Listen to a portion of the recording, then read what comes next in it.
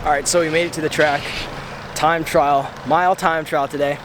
I'm actually nervous. I know it's not a real race, but you know, we do time trials when we can't have real races, and that is the time we're living in right now. And I need to pee. That happens before every race, so I know that's actually a good sign, because I know that I'm like, I just peed too, you know? So it shows that I'm taking it seriously. So I did about half an hour yoga before I left the house. I biked here. Now I'm gonna do some stretching, some dynamics, a little warm up. We'll just give it everything we've got. Going for sub 540. So I'm gonna try, or like around 530 hopefully. So I'm gonna shoot for my 400 meter time to be, each 400 meter to be about a little over 120 maybe.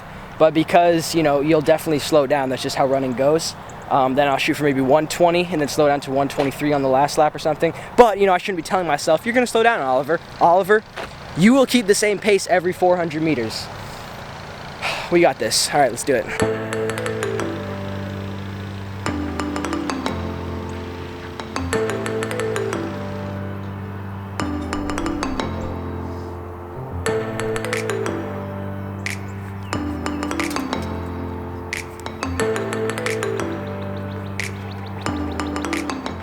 I don't think there's much more prep I can do.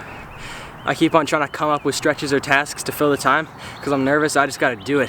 I do plan on investing in a watch that is important for a runner. So right now I'm just using Strava, and that would probably be more difficult to press a screen than a button as you would on a watch, but it's all I got right now. We gotta freaking do it, okay?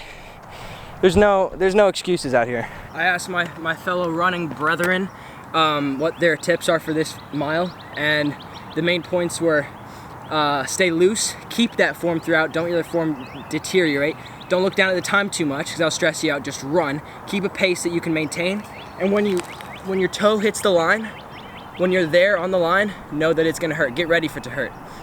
And I'm ready. I just need to get in the zone. All right. I have to do it. I'm here. Do it. One last sip of water. Shit. Oliver, you can do it.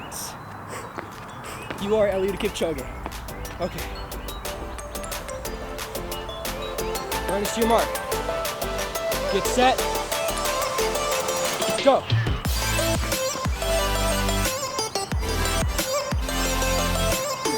$121. $250.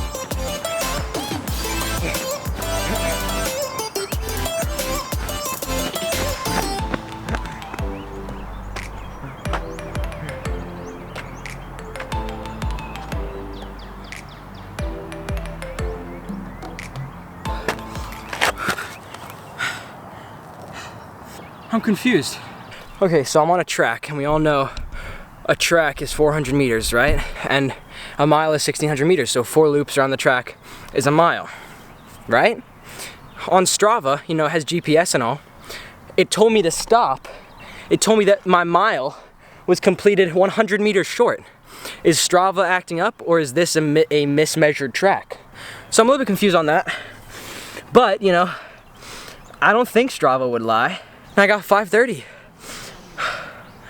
That's good. That's good if that's a mile. If there's some children over there.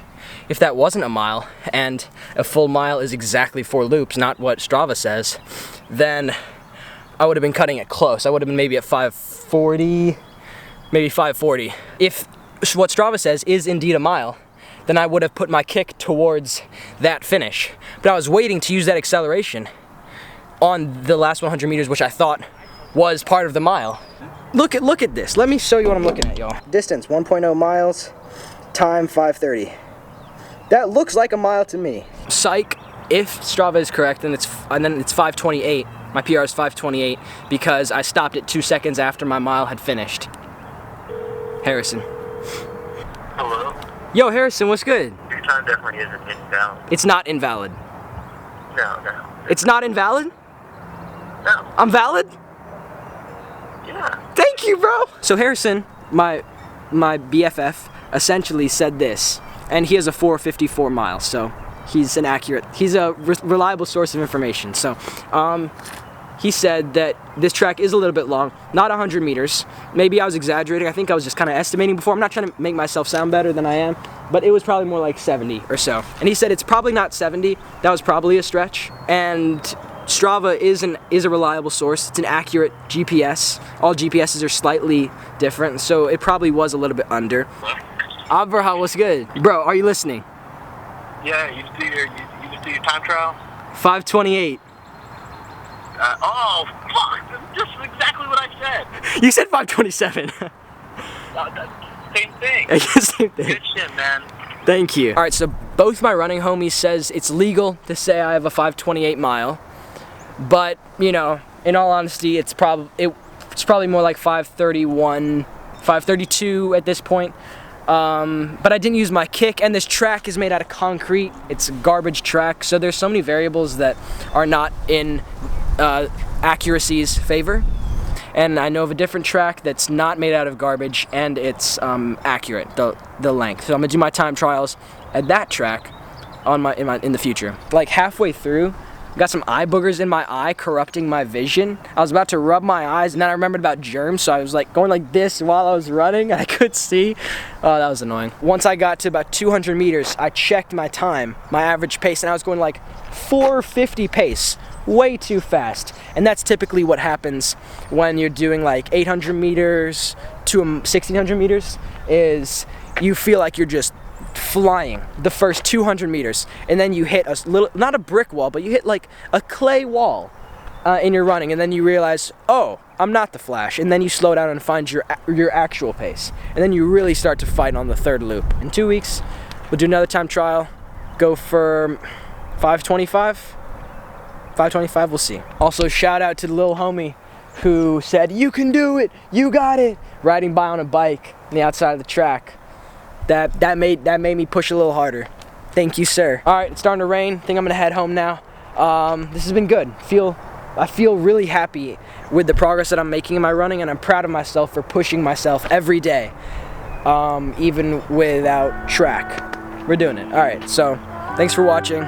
Peace out, respect your elders. Have a euphoric rest of your day, and I'll see you in the next video. Bye-bye.